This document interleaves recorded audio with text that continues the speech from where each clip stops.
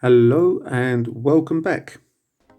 Right, in this video I'm going to show you why you should always clean your airgun barrel. Put that there. With my one, I was shooting away and all of a sudden I heard like a big hiss and then everything went pear-shaped. Now the barrel was protruding like that. The trigger was non-existent. So when I took it apart, what happened was, you can see here, that got stuck in there, and it took ages to try and remove it. And sometimes it could have been a bit brutal, right? You had to put in a vise, put one of these rods in, and really whack it hard. Okay, now I've just put that in there now with a bit or something behind it just to show you how it was when I had the problem where it got stuck.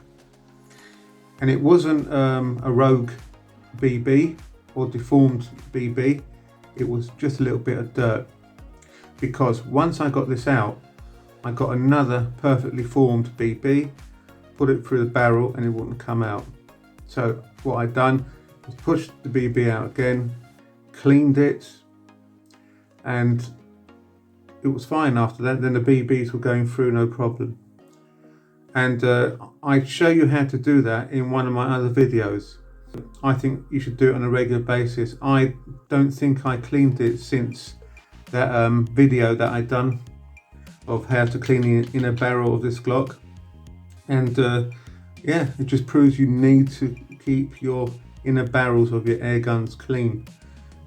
Debris can get in, God knows what, speck of dirt, or little grain or something, and yeah, and that's what can happen.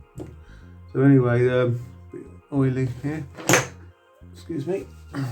So there you go. So make sure you always clean the inner barrel of your air gun. Until next time, thank you, goodbye.